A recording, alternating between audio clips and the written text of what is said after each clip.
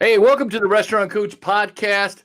It is the cure for the common restaurant. Today, I am honored to have with me Kyle Inserra. How are you today, sir? I'm doing well. Thanks for having me. I appreciate it. Did I butcher your last name, man? It's Inserra. Yeah, Inserra is my last Inserra. name. Inserra. Yeah, I added an N in there for some reason. I don't know why, but it's the mustache. it's the mustache, man. That thing is like that thing is Threw you cool, man. off. I'm telling you, yeah. Every day. Last time I saw you, didn't have that, you know. Yeah, I think you're being nice, but it started as a joke, and now I got it. Now it's part of me. Now it's part of you. It's put it. The wife likes it, so Yeah. So just like anything else, if the wife likes it, it stays. That's kind of how we got the dog too. That's it. That's why you get the dog too. What kind of dog do you have? We have a French bulldog. His name is Taco. Is what? Taco. Nice. Hey, so for people who haven't, I think it's your first time actually on my show. You've done some stuff with me before, like with the Conquer Restaurant Summit and things like that. But tell people a little bit how you got kind of into this crazy business, because I know, restaurants and your other kind of passion, real estate. It's kind of like, wow, how do you get into this world? Yeah, that's a good question. So I started my career in restaurants. When I was in ninth grade, and a couple of my buddies were making cash, and they were like, hey, we're working at this new restaurant down the street. And I was like, wow, I want to make some cash. So they got me a job as the official title was glass boy at a brewery on Long Island. And they basically shoved me in a closet with two stacked dishwashers. And I just kept taking liter glasses of empty liters and putting them in the dish machine and washing them for like 6 hours a night. Wow. But for some reason, I loved it. And I was just hooked on the energy, the vibe, the people. And I kind of worked my way around restaurants up until college. And I kind of lost touch there. I didn't really work in restaurants. And I graduated school, and I tried to do the right thing and go get a quote unquote real job. And I hated every second of it. So I was living in New York at the time, and then unfortunately on 9/11, I was in Midtown Manhattan, and I went through that whole thing, and it made me think like, I don't want to do this. I don't want to do any of this, So about a month later, I enrolled in culinary school, and I did the whole chef thing from there, and I kind of worked my way around New York City. I traveled overseas. I cooked in the Caribbean for 4 years, and came back here to New York to open up a concept with a buddy of mine. And that was in 2009. And we had that concept for about 12 years, had a falling out of the partnership, and I started working in real estate. But now I find myself back in the restaurant, literally in the back of my restaurant right now. You always get dragged back in. It's like the Godfather movie. Just when I think I'm out, they pull me back in. And I fooled myself saying I'm never doing that again. And then I was like, sort of like, as the days went by, I was like, I'll probably get involved somehow. So here I am. Here we are. And where are you living at now? I live in Westchester County, New York, which is just north of Manhattan.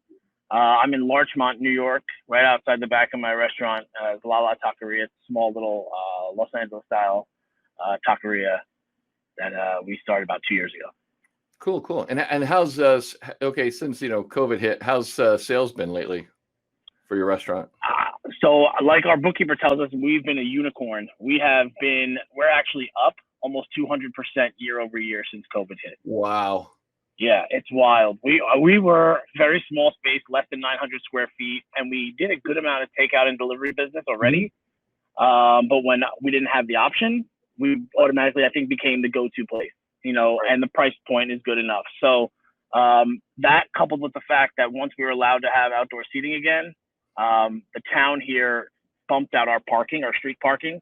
So we're in a downtown village kind of setup, and we now have 6 picnic tables outside plus 6 two-tops. So we're actually bigger now that we're outside. And we created like little ambiance scene with palm trees and hanging lights and stuff. So we've been very fortunate. Very cool. Yeah, if anybody's interested, Kyle has a really great Instagram page, and he actually does some really, really cool videos.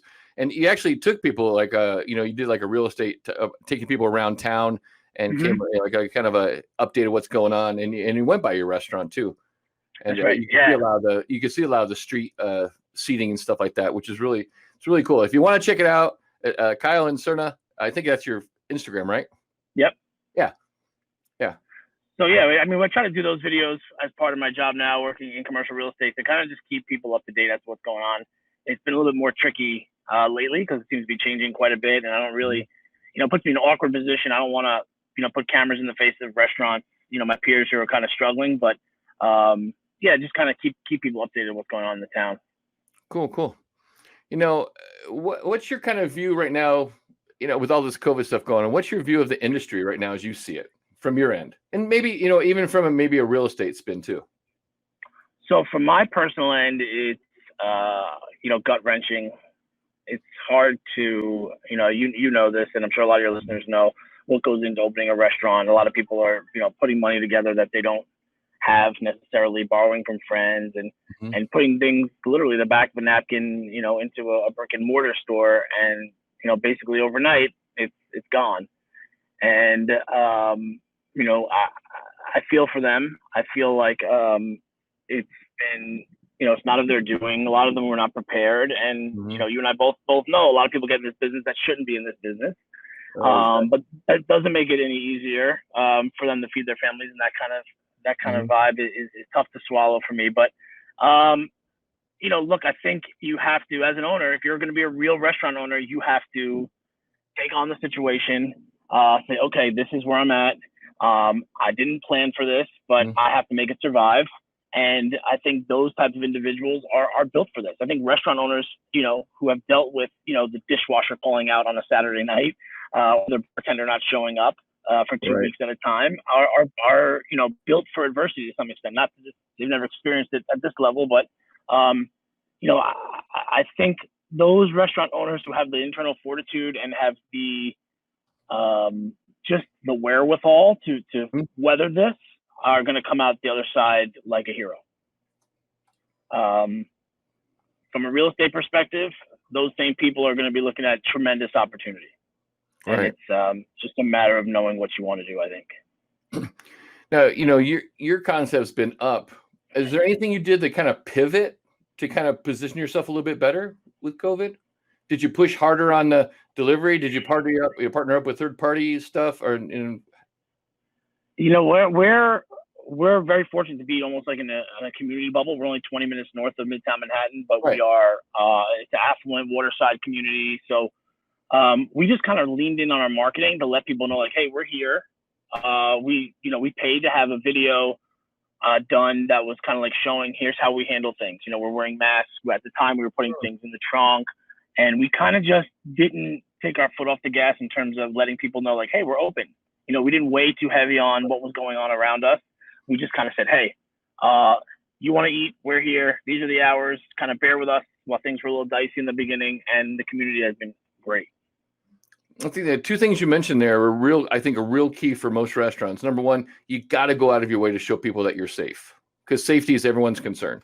You got to go. You got to show them what you're doing. You just can't assume, oh, they know we're taking temperature. No, we're in. No, they don't know.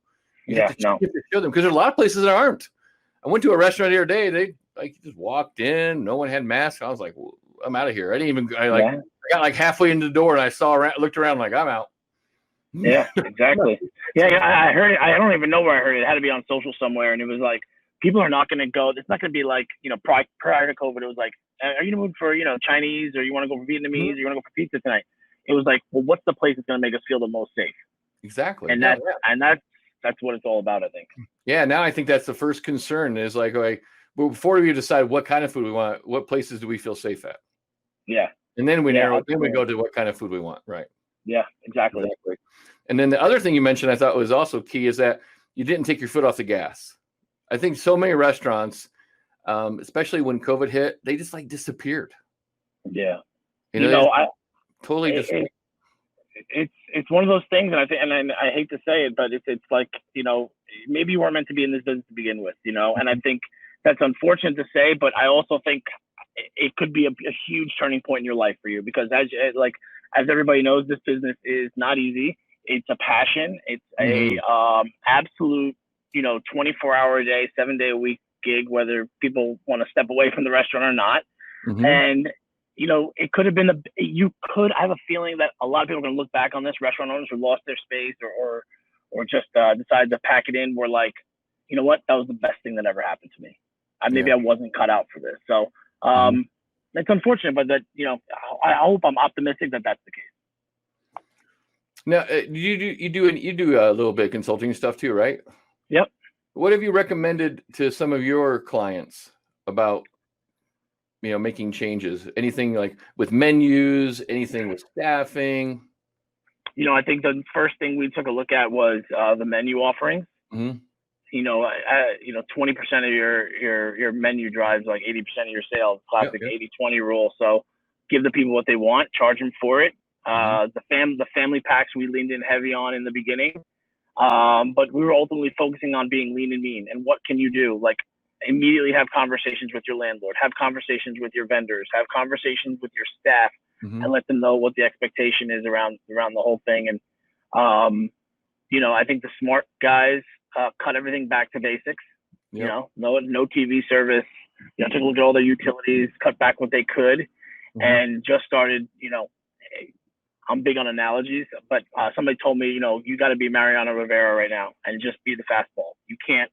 Don't come at them with your slider, your curve, your change up. Good one. Just give them, if they people at the burger, give them burger. Give them the burger. Give them the make at home burger. Give them the burger recipe on YouTube. Do that. Go heavy on what you're good at. So that was our advice, and it was kind of, not a universal response for everybody, but that's kind of what we led with. Very cool. Very cool. Did you scale back your menu at your restaurant? We have so few items. It would have been impossible. We have like 5 tacos and 4 quesadillas and 3 sides. Cool. No, your menu's lean and mean anyway. Yeah, we could. I think we may have lost like a seasonal item there, but we in general we kind of kept things the way they were. Yeah, a lot of the clients I've seen and a lot of people I work with, they scale back their menu quite a bit. And the funny thing is that at first they were scared to scale back their menu, but when they did, they actually saw that their profitability increased. Yeah, it's like, okay. Yeah. And I'm sure you have clients that you were probably telling them to do that before COVID. Oh God, yeah, way right? before. Yeah. You guys can scale. Like, oh, we can't. That was a word I got. I can't. I can't. Yeah. Mrs. Smith loves this salad. I can't take it off the menu. Yeah. When people tell me I can't, I said, let's just be honest and say you won't. Yeah. Right. Yeah. Don't lie. You can. I can't. No, you can. You just don't want to. That's all. Yeah. Very easy. Let's call it what it is. No, I don't want to do it. Yeah. Exactly. So, leadership is huge right now, especially in the restaurant industry. What do you think is the number one trait that a leader needs today? Man, you have to. I just had this conversation with somebody. You've got to be the guy, the gal. You've got to walk, talk, breathe everything about your restaurant. If you are, if a customer is acting a certain way and you make a snide comment, well, expect that dynamic to infiltrate your restaurant almost instantly. Because, if you're in the restaurant, whether you're a day-to-day operator or you pop in and out, if you're known as the person who makes the snide comments every time a guest is a little bit more demanding than they should be, then that's going to be the tone of your restaurant. If you were going to be the, hey, no problem, ma'am, I'll get that for you. Absolutely. My pleasure. That kind of person, it instantly also goes. So it's a lot easier to be nice. And, at the same time, you have to, you're up front taking the bullets right now, right? If someone's not wearing a mask, if someone's not wearing gloves, if there's not enough social distancing. So it's a little bit tougher now, but I think in general, you got to walk the walk and be the change that you want to be in your restaurant. Otherwise, you're just kind of wasting everybody's time, and it's just a matter of time before you're not in business. Yeah, I'm a big believer in the power of words, and one of the things I always tell people look at the power of word and look at the words that we use, like manager. To me, a manager manages, and then you look at the word leader. The leader leads. So pretty basic. And it's how you see yourself. So true. What do you do? This is an off topic. I'm gonna throw you a curveball here. What would you do? What do you do if someone, a guest, doesn't want to wear a mask in your restaurant? Are they required to? Yeah, you're required to. And I can tell you, I kicked him out about 3 days ago. It was wow. Yeah, I mean, you know why? Because it was just like a defiant attitude. It wasn't like I forgot it. If you forgot it, that's cool. Yeah, we got one for you. or Right. we understand. But this guy was like, gave me like what's the big deal? Like one of these, like typical New York. What's the problem? And I was like, here's the problem, sir. Hey, I'm trying. Hey. I'm like, sir, you can take your mask off if you're sitting down eating. He's like, well, my kids are eating right here. I said, right, and they have their masks off. You're standing in the middle of my restaurant with no mask.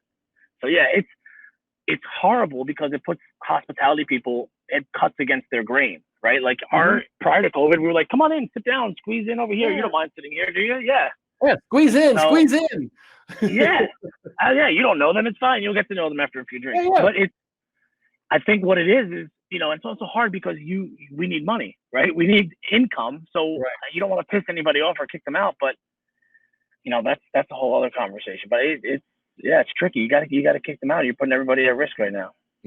Yeah, I think number one, you gotta look out for your team and for the safety of their patrons too, over a sale. Yeah, definitely. Yeah, for sure. Definitely. Now, I know your family's pretty big into self-care. And I'm sure I know you believe in self-care.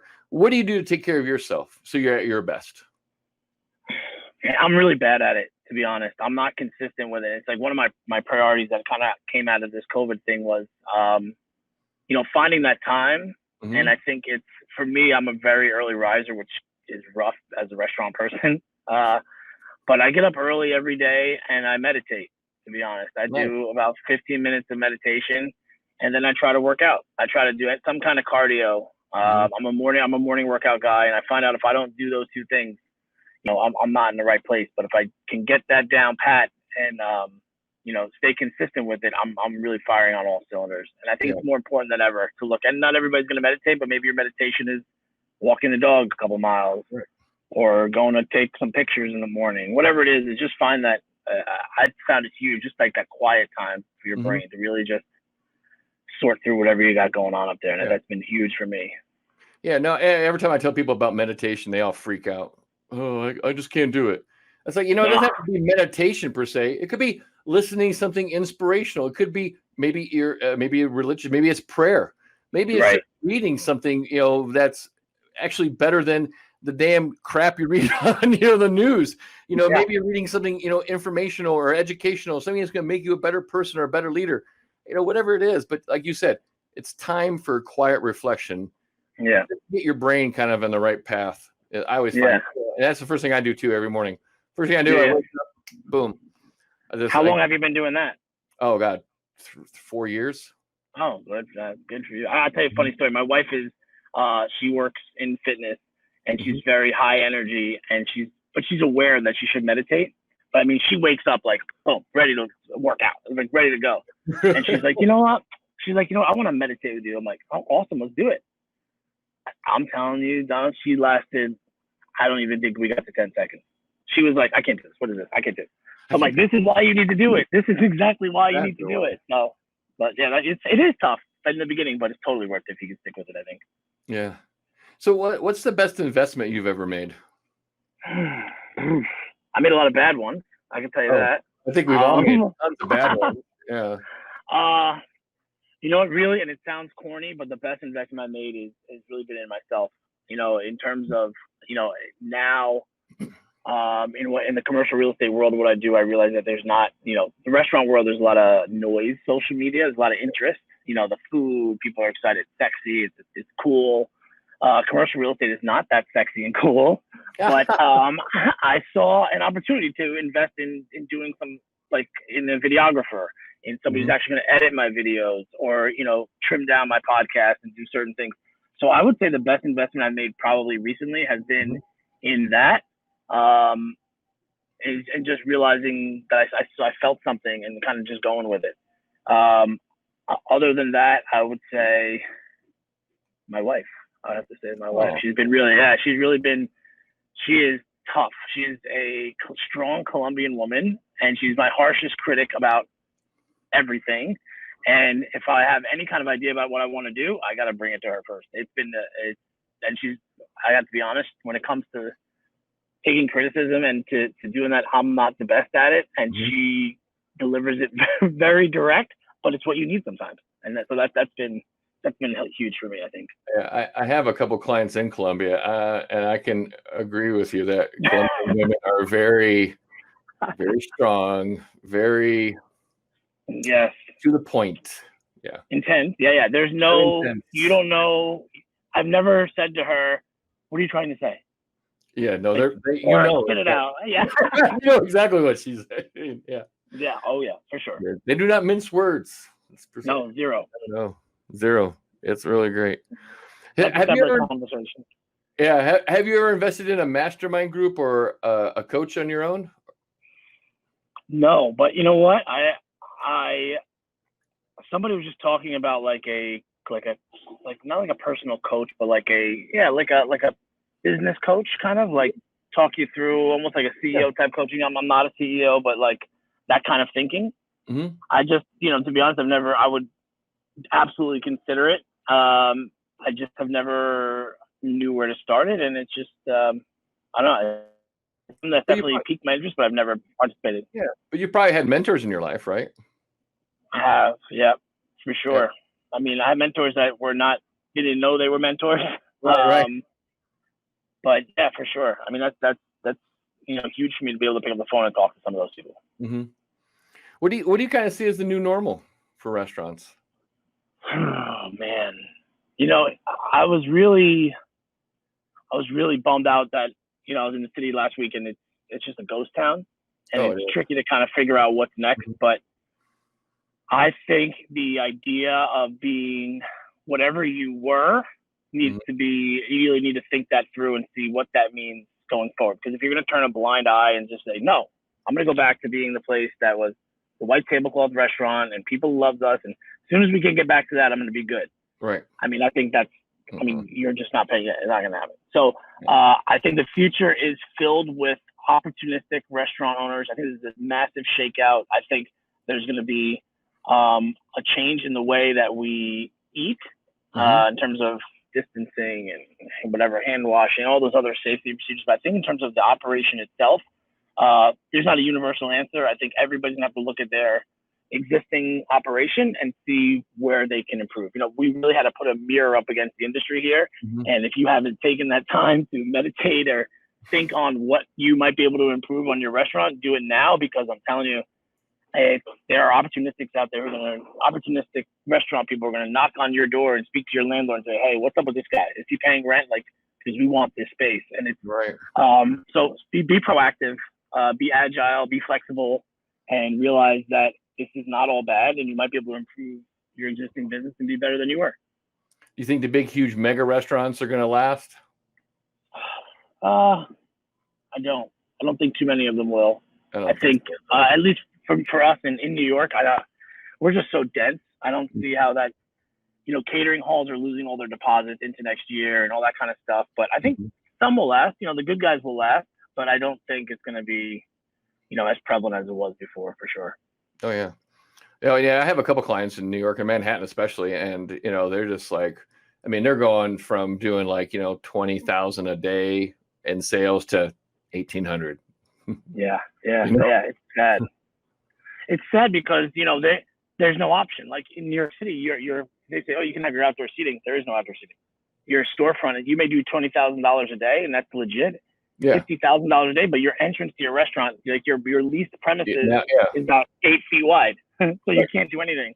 Can't do anything. Yeah, so it's been tricky, but I sure hope that it's coming to an end or coming to the next phase for sure. At least. Especially since they lost a lot of the, because everyone's doing remote work. So all those workers, I mean, buildings are what, 25%? Yeah, I talked to a guy the other day, and he works in commercial real estate. He's like a kind of foodie, so we connect on a lot of different things. But he said that he's in an office building that has 8,000 people, and there were 18 people in it the other day. He checked. He's always interested in what's happening. But I saw Gary Vaynerchuk put on LinkedIn today, "What's the future of office?" So I'm like, okay, what is this guy thinking? But that's true. Those lunch spots that exist on what we call in our business daytime pop. They're like, what are we going to do for lunch now? Right. What are you going to do? And it's, there's a couple answers there. Ghost kitchens, you can extend your delivery radius, handle your own stuff, or whatever the case is. But Yes, that's a major concern in definitely in the urban areas. What do you feel about ghost kitchens? I feel like they are a fantastic idea for existing concepts to test new markets. Mm-hmm. So I think they're also a little bit misunderstood. I think people think that they can just open up a ghost kitchen because they have a vacant restaurant space. But what I think is they're going to create a lot of opportunities for people who maybe were sitting on some ideas. I know some of the big boys are already creating their own one-off concepts to make their own ghost kitchens and partnering with DoorDashes of the world. Mm-hmm. I think it's not going to change the restaurant industry. I think it's going to sit on top of it. I think it's going to be just another way. But I like it. And these virtual brands are another thing. I don't know how long they'll last, but I think it's part of the evolution. And I think we should embrace it and see where it goes. I think, like you said, I think it's going to be a part of the industry. It's not going to replace industry. So every market I've kind of, have clients in that basically had to shut down and just went to delivery. Of course, delivery then skyrocketed. Mm-hmm. But then when they were allowed to go back to like 25 or 50% indoor capacity, delivery dropped off. It was still good, better than it was before, because now people have a new habit and they like, that convenience of delivery or pickup. But people still crave going out and having that, then being in a restaurant or sitting outside on a patio and, just kind of just relaxing. Yeah. Because you know why? Delivery is just the part of the restaurant. It's the food.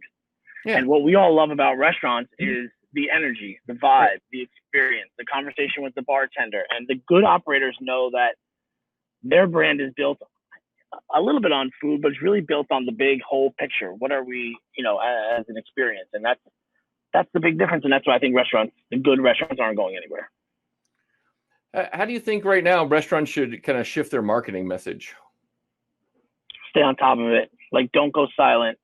Some guys, like you said before, were kind of like going to a hole, but I think you need to, I love the day in the life stuff. Like, if you're going through it and it's real crappy out there and you need some, what am I going to do for content kind of thing? I think you can just say, hey, look, here we are. This is what we're offering today, and just try to provide an insight into your day to day and, show some chef recipes, highlight a bartender, how to make your favorite cocktail at home. Mm-hmm.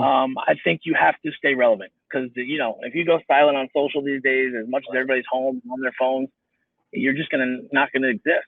And I think it's a real opportunity. One of the coolest things I saw was a guy doing a picture of here are the ingredients. And it would say, hey, here are the ingredients for our tomato basil pasta. And it was like a cool, like very artsy style, like here's the parm, here's the rigatoni, here's everything. And then the tagline was like, on Friday at 6:00, our chef is going to be showing you how to make this. So you got a day to go get the stuff and then tune into us live. And we do this every Friday. And he's been doing it every week since. And it's tremendous. I think it's great. That's pretty awesome. See, that's really cool. Yeah. I think, video is probably the number one way to get attention and get engagement on social media. And I'm really shocked how many restaurants don't employ or use video more. Yeah. I think they're afraid. And I think they don't want to show too much. Our industry's always been like, oh, I know. Don't show them how we make this. Like, everybody knows, dude. Like, come on. Yeah, you don't have that much of a secret. Exactly. Yeah. It was. I remember there was a pizza place around here that everyone wanted their sauce. Like, how do you make this sauce? Like, how do you make it? And they were like, no, we can't tell you. We're not going to tell you. And then it's really just the tomato. It's a can of San Marzano tomatoes, and they just strain out the tomatoes and they just use that sauce. No seasoning, no cooking. Yeah, that's it. And they're like, that's it. You want to know? There it is. Yeah. No secret sauce. 50 years. Here it is. Yeah. People. Here's the thing I find about recipes. People want to know the recipe. They want to know the secret, but they're too damn lazy to do it. Yeah. Do it. It's like they figure out, especially if your stuff has had like different layers or different techniques. Like, just come in there and get it. I just, Yeah, exactly. That's the one.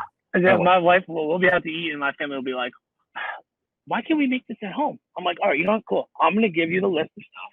Yeah, you go to store. We'll make it together. And then, you tell me how many times you want to make it after that. Yeah, you go to store, you get it all. We got to chop it all. We got to make all them, do all the prep, and then we got to cook it all. Then we got to clean everything up too. The cleanup is what gets cleanup. everyone bails on the cleanup, right? I'm the first. No thanks. I'll cook. I'm not cleaning. But it's and that's the same thing when they say, why is this $18? Okay, you want to go make it? Let's go do it. We can have a lesson in restaurant math. Have fun. Yeah. Yeah, exactly. Have fun with that. Yeah, please. How long do you think you see the restaurant world is going to take to recover? I feel like I have the same response every time you ask me a question. I'm optimistic that it's going to be faster than we think. Yeah. I think it's not going to. I think the change is going to be immediate. We're not going to open back up to this. Well, it's not going to be like instantly. Oh, hey, we're back to everything. But I think it's going to be faster than we're anticipating. I mean, it's hard to say because New York right now has no guidance. There's no guidance in New York City. They're just like, stay closed. So, don't get started on the New York thing. Yeah. But, in general, I think that, across the country, I keep hearing things that are opening up left and right. So that keeps me going, like reading those little, hey, Miami's opening back up, 50% occupancy, parts of Texas are, more, I don't know exactly where they're at, but they've eased their restrictions. So I really feel like, part of me, and I know it's controversial, is like, can we just put this in the hands of the restaurant owners? You know what I mean? Like this little bit of government interference scares me, like, because where does it stop? But, if something happens, then shut us down. But if it doesn't, let us do what we got to do. It scares me because, like, a small restaurant owner who lives on dine-in can't open indoor, but you can cram 300 people at Costco. Yeah, right. You know what I mean? Yeah. I was at Lowe's last weekend, and it was packed. Like packed. Yeah, there's no social distancing. Every time I go by Lowe's, I cannot believe how many people. There's so many people at Lowe's. Yeah. They're not. It's like. But we can't have two people can't sit next to each other to have a slice of pizza. It's tough for me to figure out. Yeah, I just definitely. New Mexico just finally opened up, and as it's starting to actually Saturday, they're actually finally going indoor dining 25%. Oh wow! Okay, that's good. Yeah. But but as you know, that's not going to equate to revenue exactly, right? Like, so the hard part is going to get through people's psyches. So that's why I think by showing people how safe you are. Yeah, that is a big piece to that. You got to go out of your way. You got to make a real effort to be the brand of choice as far as safety now. Before it was be the brand of choice as far as quality, hospitality, and service. Now you want to be the brand of choice first for safety first, and then all the other good stuff. Yeah, exactly. I couldn't agree more. Yeah. So, I always say when there's crisis, there's danger and opportunity. What do you see out there as opportunities for restaurants right now, and maybe especially with real estate? So I think a couple things. One, if you're an existing restaurant with a relationship with a landlord that's maybe not so great, hopefully by now you've had these conversations. I know New York a little bit like, hey, Mr. or Mrs. Landlord, this is the situation I'm in. Be upfront and honest. I used to do X amount a month. I'm doing this amount a month. I can't afford this. What can we do? Like, so from that perspective, be upfront and honest and try to negotiate the best deal for yourself over a temporary time frame, agreed upon time frame. So percentage of sales or just paying your CAM or whatever the case may be. In regards to maybe you have not much term left on your lease, like 6 months or a year or so. Maybe you can negotiate some sort of situation where you just let them keep your security deposit and leave. You may be paying below market rent, and their landlord may want to be opportunistic and try to roll the dice on a new incoming tenant. You never know if you don't have the conversation. Right. So I think those conversations are important, and make sure you get it all in writing. So find out what they're willing to do, and hopefully you guys find something that works for both of you. Both sides are gonna have to give up. That's the definition of a good deal, right? Like both sides are gonna feel like they got the raw end of the stick. But I think for other if you have a long-term lease and things are tough, I think you got to just start to weigh the financial risk reward scenario. Everybody's different, and I'm sure you're talking to people about that all the time, and we're talking to people about how to handle their landlords and their existing leases across multiple concepts across the country. Right. So again, nothing is universal, but the conversation, a land partner, you want to have a relationship with them where you understand where you both need each other, and and if you don't, then maybe you cut bait and you can make a deal with somebody on the other side of town for a better rent and a better location. And that's what I think the big boys are looking at. People look at Starbucks closing all these stores and McDonald's closing all these stores, but they're underperforming stores. If they have the conversation, and I know they have more leverage, but if they have the conversation, say, hey, Mr. and Mrs. Landlord, it's not working out, cut bait. Because on the other end, I can promise you, they're calling us left and right to try to find real estate. Definitely. They're like, so it's a matter of being opportunistic. And I think, to your point, it's a time to kind of like, now that the dust is settling, okay, what's here? What can we make happen with our existing concept? Where can we improve some existing stores, and where can we, cut what's kind of holding us down? Right. You mentioned in one of your videos on Instagram, there was one place that like the landlord didn't want to make a deal, and then they just basically said, all right, fine, we'll find a new place. And they found a better location, actually, right? Yeah, exactly. You could put yourself in a much better situation. You could say, okay, I'm going to move across town.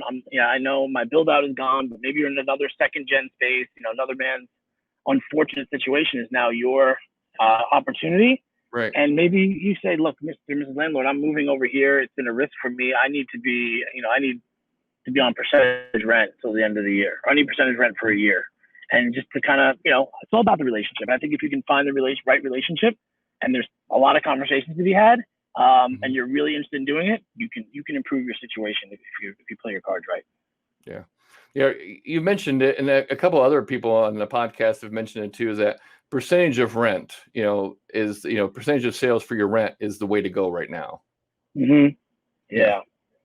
It's again, the pandemic is not the restaurant's fault. No. And the landlord has to eat too, right? And we all get it. Right. So what's the answer? Let's realize what the market rent is. I'll pay the market rent. At this point, I'll pay it. Up until that point, I'm going to pay a percentage of my sales. And then once I hit that threshold consistently over, make sure the language is buttoned up.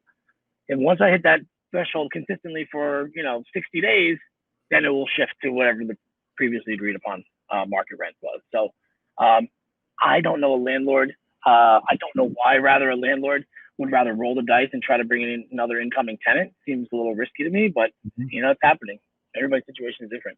Yeah, very cool. So how do you deal with stress? Oh man. Stress. I'm working out, to be honest. Yeah. Like really kind of losing myself in, as most restaurant people, I can't get it out of my head. And then like I'm compounded with this like empathy I have for all these clients that I'm dealing with.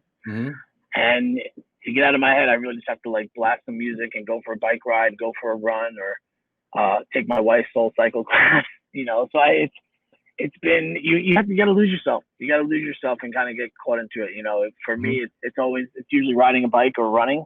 Yeah. And it's such a huge relief. I think so many people don't work out because they're like, I don't want to be sore or I don't want to get hurt, but they don't see it as an opportunity to clear their head. Definitely. I have to work out. Yeah. I tell people I work out for your benefit, not for mine. I like that. That's great. I work out for you, not for me, because you don't want to beat around me when I haven't worked out. Trust me. That is a great one. I'm going to use that. Yeah. I'm doing this for you. That's what I tell them. Trust me. Yeah, I don't want to be here either. I'm doing it for your benefit. I'm doing it for you. Trust me. You don't want to be around me if I haven't worked out today or meditated. Yeah. Trust me. You're not want to. Yeah. And my daughter kind of like wants to be an athlete, but she's not quite turned the corner where she realizes what she has to do. And I saw a video on the other, I think it was on TikTok, believe it or not. And I was like, the guy was like, hey, just a real quick reminder. Nobody likes the first couple minutes of working out. Nobody. And this guy was like, shredded. He's like, I don't like it. Nobody does. Nobody does. Like, and if someone says they do, they're lying. I'm telling you right now, no one likes the first couple minutes. Oh yeah. And halfway through a workout, especially a cardio workout, halfway through, every time I'm like, I could just take an easy day, just call it, and then all of a sudden that little voice in my head says, nope, we're not doing that. Just keep going. Yeah. No, that's the thing is once you kick that little voice out of your head, you're on the other side. You're doing well. Yeah, I always say we have an inner winner and we have an inner whiner. Yeah, for sure. Which one's bigger? It's just too much today. Let's just take it easy. Yeah. Just relax. No. Yeah. So I hear that. What's one habit, good or bad, that you picked up during COVID? A good habit is I've now created, I think, a decent morning routine. Good. Yeah. And working from home is not as great as it sounds. I'm sure you're working from home quite a bit, but like I need a quiet space. But now I figured out I got to get up super early to get it there and get it done. Mm-hmm. One of the bad habits. I've probably had more tequila than I've had previously. I've probably gone through a decent amount of that. Nice. But it's all in the market research. But it's market research. Yeah, come on, man. Look at your restaurant. You need to do research. I don't see my other partners doing it. No. It's yeah, for sure. But I think one of the best things that has come out of this has been for me is like the family time and like figuring out things at home and like, okay, I'm home. This is what life is, and you start to like. You can get lost in those connections, and it's just that overall that vibe has been good. So I don't think this quarantine's been all that bad for me. That's to be honest. I found a love for gluten-free pizzas, and and you think you go and you of course you justify it to yourself. It's gluten-free. It's not that bad. Yeah. Oh yeah, it's bad. Yeah. No, it's bad when you had like all the time, and then you're like you get on the scale, and the scale's like get off. Yeah. Oh, okay. Yeah, like are these my pants? I think. Did you wash them in the hot water because they're way tight? Yeah. I'm familiar. Yeah, I think a lot of people during COVID picked up the sweatpants. Sweatpants is my only wardrobe kind of look. Yeah. Oh my God. Well, I just saw the New York Times like has a new blog, and I think it's called like living in sweatpants or something that. Yeah. Welcome to the new world, right? Yeah, exactly. Yeah, we get on these Zoom calls, and you put on a nice shirt, but you got your jammies on, or you got shorts on, you got flip flops on. I always said that would be great if like you like, okay, everybody stand up right now. Right now, everybody stand up. Let's see yeah, exactly. It was funny. I was doing it, because we're working remotely. I'm helping a client interview for a general manager. We're doing an interview during Zoom, and the guy had a fucking nice shirt on, sport jacket on, right? And then he goes, "Oh, let me grab something." He got up and moved away, and you could see he had shorts on and flip flops on. Oh my God! I was like, "That's classic, man. Really nice." You were so close. You're so close, man. You were so close, dude. That's close. Great, though. I would think I would respect that if I thought. I'm like, okay, I respect that. Actually, I gave him points for that. I was like, at least he got the upper half dressed nice. Yeah, he's efficient. He's being efficient with his time. Exactly. Mm-hmm. So what's one book, audiobook, or podcast that you recommend? You have a podcast out? Yeah, I would recommend mine for sure. No, I would. What's your podcast name? The National Restaurant Owners Podcast. So basically like get either restaurant owners or people who work in the industry to provide some insight. Because like I mentioned before, we're not known for sharing our tips, but I feel like when people are on a Zoom or on a microphone, they're more apt to kind of provide that insight. So especially now.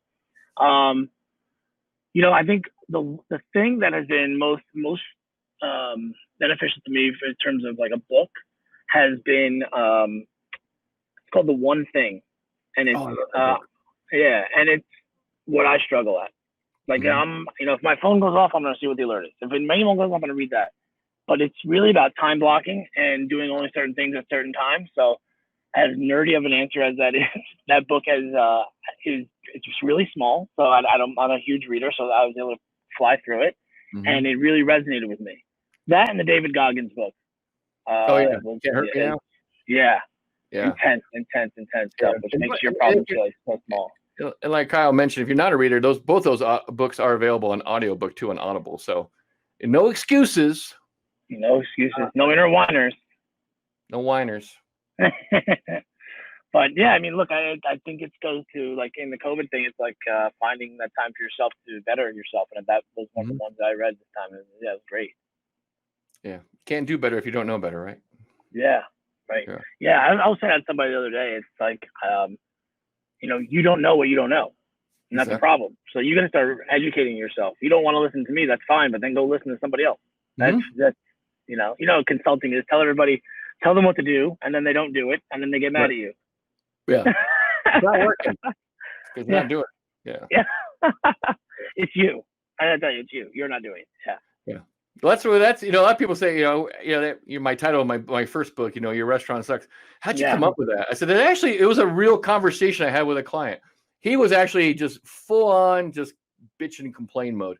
My counter people suck, my cooks suck, my vendors suck, the guests suck, my market sucks. And he was a big guy too. I mean, really big.